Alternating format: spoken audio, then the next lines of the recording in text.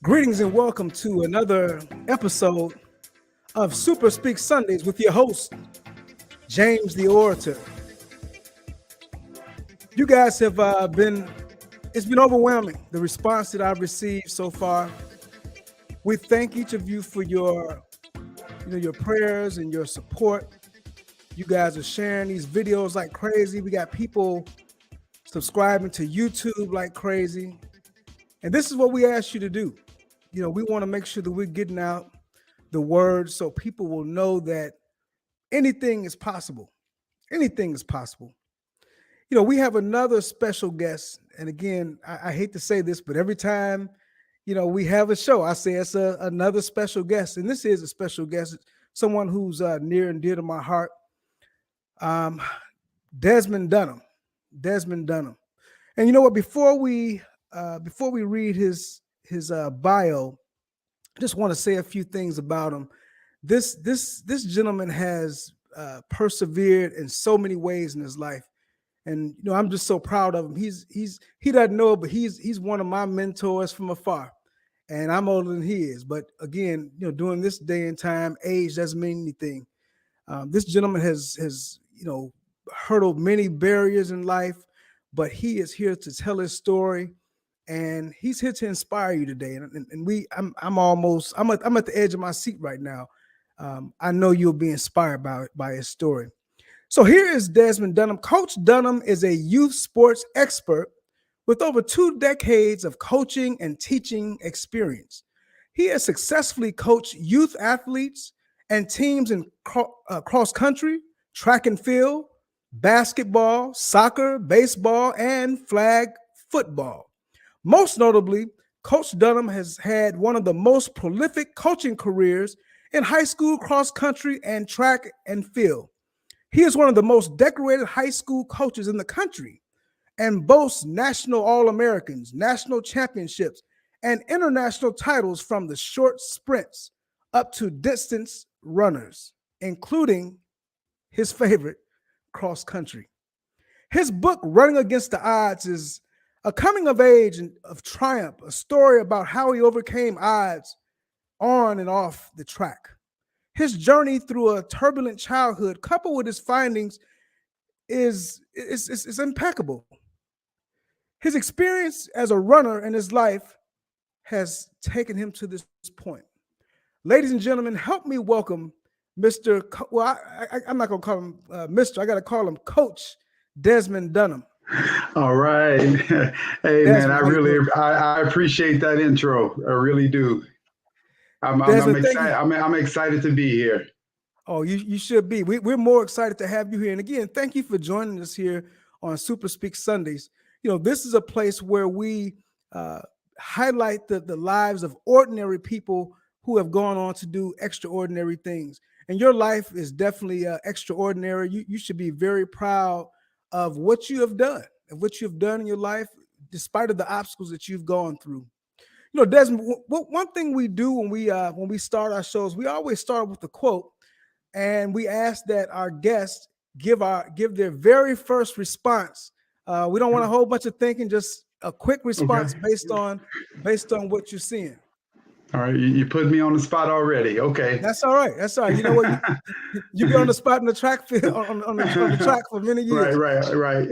So the quote says, "Strength does not come from winning. Your struggles develop your strengths. When you go through hardships and decide not to surrender, that is strength." And that's from Arnold Schwarzenegger. What are your thoughts about that quote? Oh, I absolutely love this quote. I always say that we're really defined and shaped by the adversity that we go through. And when I tell a story in Running Against the Odds that becomes the most pivotal point in my running career, but also in my career as a person, where I had this shortcoming. I had prepared for this one cross-country race during my junior year in high school. And I was running probably about 60, 70 miles a week. So about an average of about 10 miles a day. And I wanted to be in the top 10 of this cross country race that I was preparing for. And I'll never forget the first mile, gun goes off the first mile. I'm right in the lead pack. Right. By mile 2, I started to feel this little notch in my chest. My legs started to give away. Yeah. And then in the third and final mile, I completely fell apart. I ended up getting 75th place, and they ended up giving me this measly old ribbon in the finishing chute. And I'll never forget the words of my coach, where he never allowed us to feel sorry for ourselves. He said, you got to make a decision. When that sun comes up tomorrow, you got to decide who you're going to be as a result of what happened today. And I'll never forget that, where I didn't let the adversity define me. I allowed it to reveal my character. And I found that strength from within. And so I took that ribbon, I put that ribbon next to my light switch. And every single morning I flicked that light switch, and that ribbon literally made me sick. It made me train harder. It made me eat better. It made me become more focused and tenacious.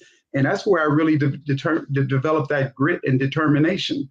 And so that ribbon alone is what propelled my dedication level to be up a few levels. And that's what garnered me the scholarship to Howard. It wasn't winning races. It wasn't winning meets. It was the adversity that made me realize that I had more in the tank. I had a lot more in me.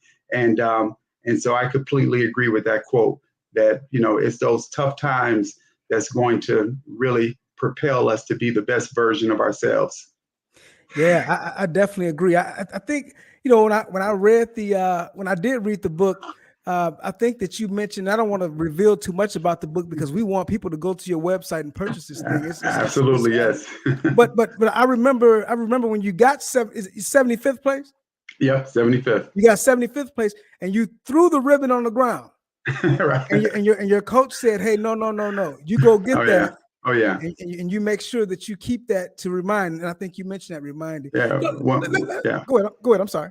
No, I was just going to say that, he didn't believe in bad sportsmanship. And he also believed in, look, it's okay to fail. There's so many people that have this negative relationship with failing. And at one point I did, we all like to shy away. We like to avoid it. We want to stay in our comfort zone. Right. But it's actually those moments when you meet it head on. No, you're not going to pretend like that ribbon, you didn't just get that ribbon. That's your ribbon. That's what you earned today. And if you want to do something about it, that's up to you. And so, fail fast, fail often, but you got to fail forward. And right. when you have that positive relationship with failure, you're going to do some big things in life. Absolutely. Take us back to, because I know we can talk about the book now, and we can talk about the obstacles that you were able to overcome, but take us back to Gary, Indiana.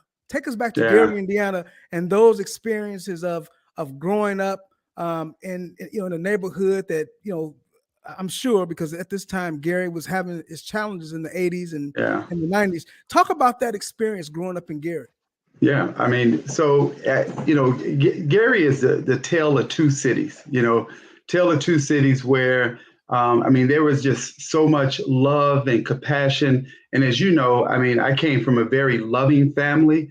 But at the same time, we went through our challenges in Gary as well, as the steel industry began to plummet, and the U.S. started to outsource from other countries, and so we literally saw the decline and the crash of the steel industry growing up in Gary, which affected a lot of our homes, right. and so when the steel industry started to decline for us, other things went in the opposite direction. Unemployment went up, crime went up, the educational levels began to struggle, the resources, you would go to the outskirts of Gary, and then you would see all these resources and all these things at other people's fingertips. So, we really had to understand how to dig deep down to get what we needed. And And I'm thankful for that, but I also recognize that I was very blessed and fortunate in a lot of ways that had a loving family that provided a lot of support. Sure.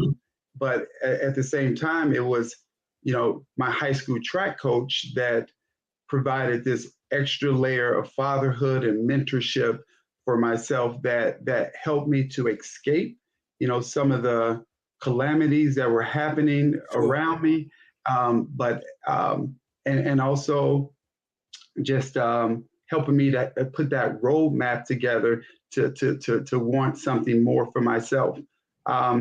Because even I remember the case where my counselor, said, "Hey, you're really not college material. Sure. We're going to have you to take this ASVAB test, for the military." Now, if that's what if that was my goal, that's fine. But I knew I wanted something different for myself and didn't really see myself as that military guy. But I almost got boxed in until I began to get that mentorship that I desperately needed. I came from a very loving, extended family. Reunions are, it's insane in terms of the reunions that we have that orchestrated, and the love and the family and the friends that are involved. And so, but, I had those things, but I also had the other things that I was trying to counter from a very early age. I had a speech impediment. I absolutely loved school, but I wasn't the cool kid any longer, having a speech impediment, being pulled out of class for therapy. I also have dyslexia, so I struggled with that. And what was even worse is having undiagnosed dyslexia and having to struggle with, reading comprehension and amongst some other things.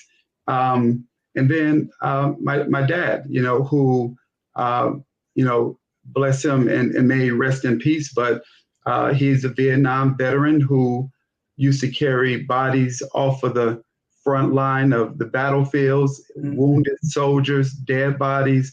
And when he returned home, there was no mental health. There was nothing in place to no support, no therapy. And here it is. He comes back with this, great job at the steel industry, but not able to balance those things. And I was able to do a lot of interviewing with his siblings. And, I really appreciated it. It was some hard conversations that led, it allowed me to get to know my dad better.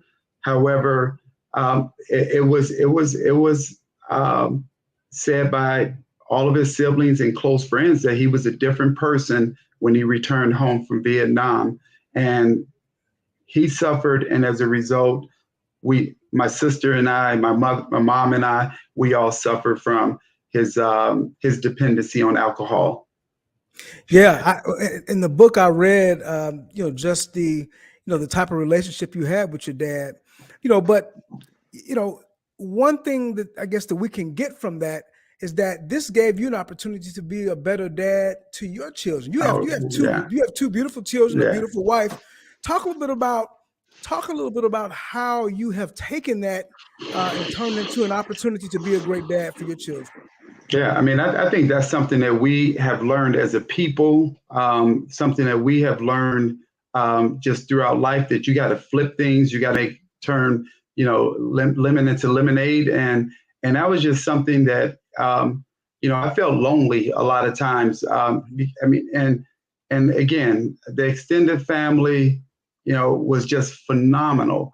But, there's just that empty hole when you don't have that relationship with your mom or your dad. And I didn't have that with my dad, where we literally didn't have conversations. And when we did, it was a lot of yelling and screaming and things that as a kid I should not have experienced. And so I knew that I wanted something different for my kids. And I also started teaching and coaching at a very early age. And so that gave me a lot of experience. And I made that commitment to myself that once I had my own kids that things were going to be different. Not necessarily trying to make life easier for them, because I want them to have that grit and determination and Sure, sure. that ability to also change this crazy world. But I knew that that I wanted to be dependable for them. I wanted to be trustworthy for them. I wanted to just do some things and have that relationship with them that I missed out on having with my own dad.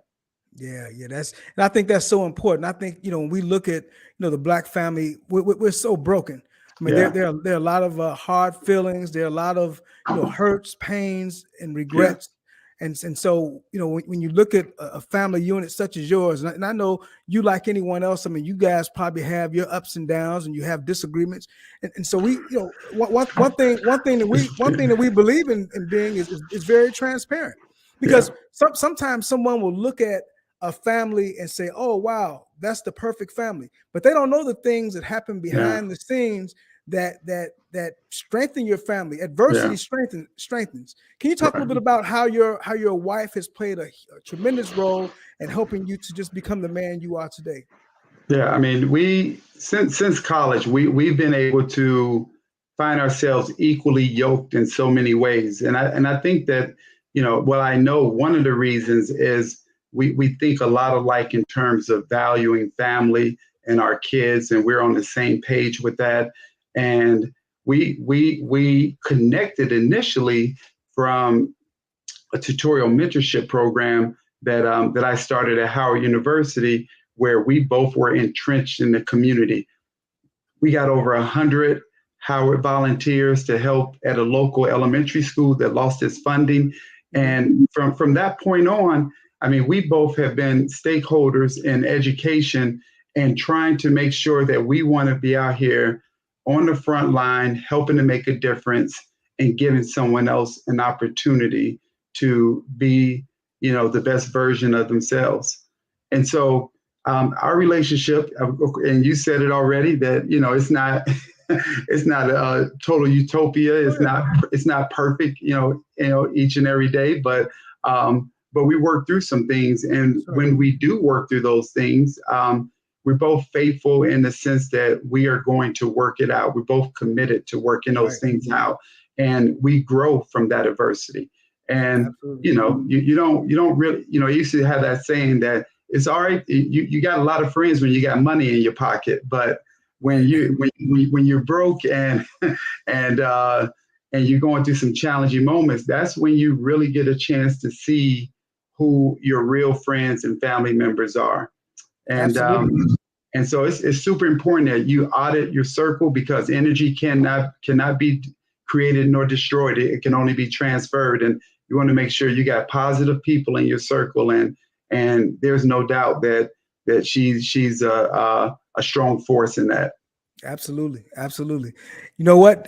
I know that people don't really know it, but you are giving them tidbits of what's in this book, and I'm going to take a commercial break right now and let people know.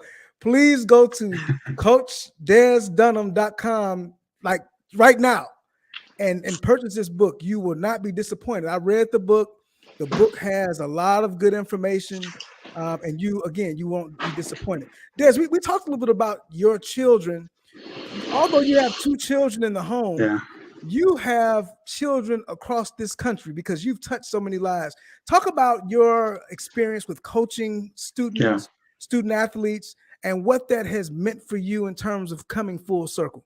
Yeah, I mean, it means a lot, and in the sense of I've been very successful in winning a lot of titles and first place here and accolades, but the real success and the real winning becomes after I see them 5, 10, 20 years down the line. And the question is, did they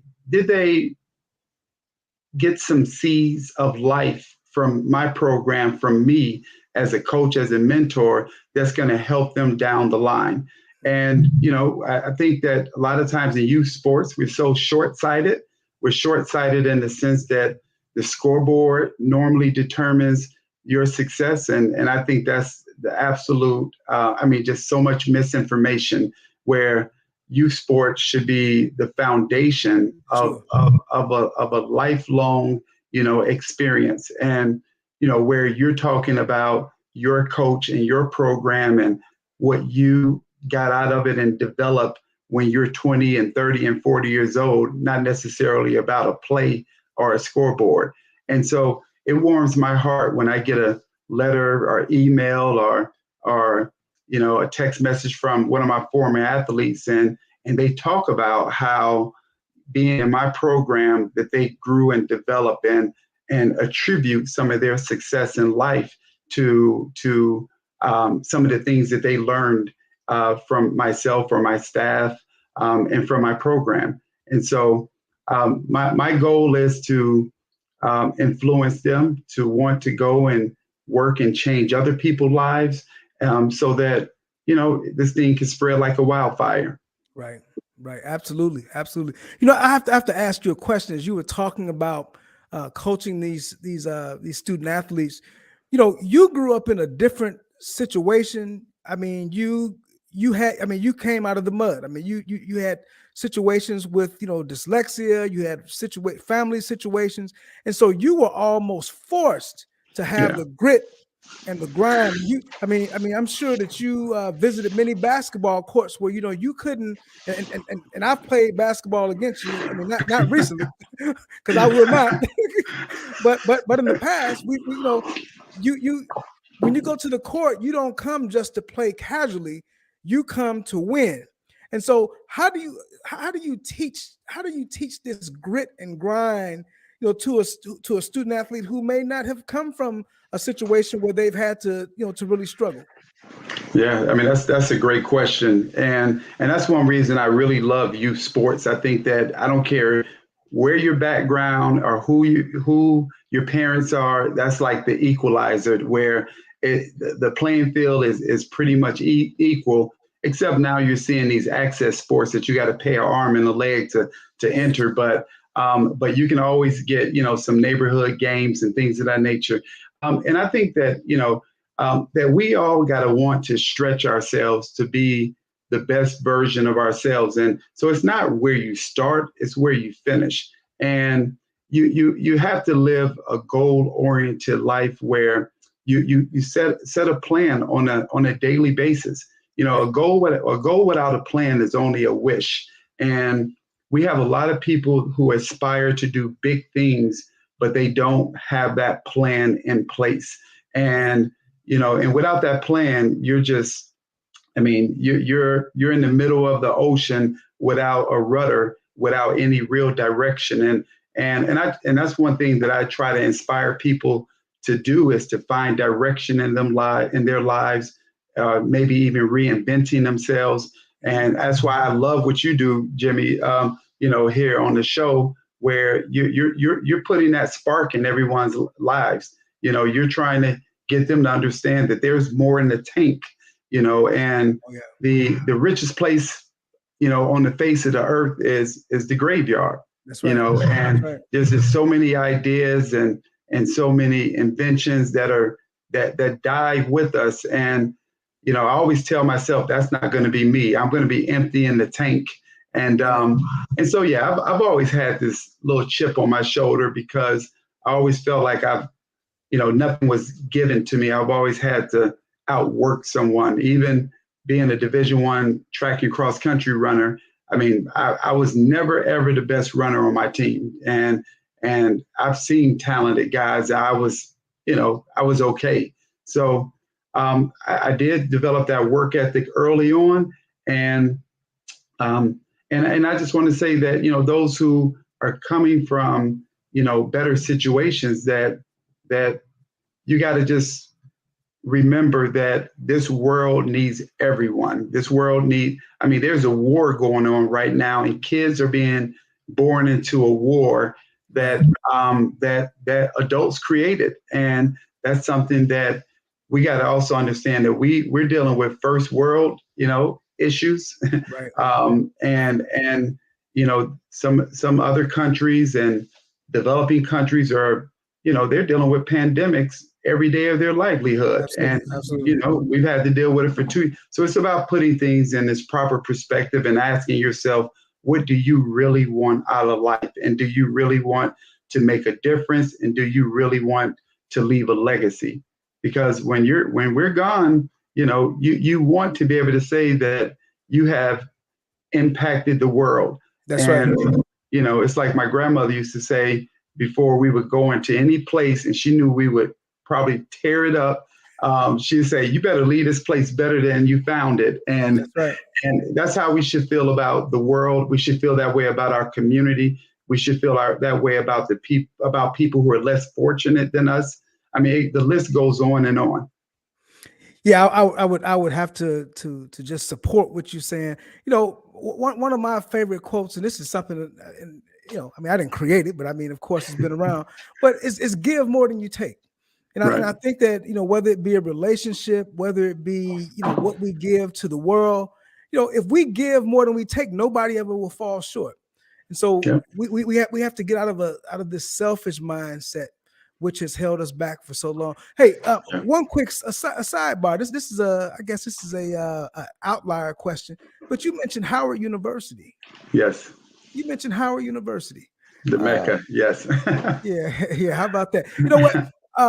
Because you are a coach, there may be some parents out there who are wondering about getting their kids in college. Maybe they don't have the wherewithal or the information. What can parents do if they have a kid that's a junior or senior, or even someone who might be in 7th, 8th grade? Yeah. What kind of things are important right now to prepare for that transition to ultimately getting a scholarship if you can? Yeah. So the first and foremost, I think that we got to teach our kids to advocate for themselves. And that was one of my pitfalls through school.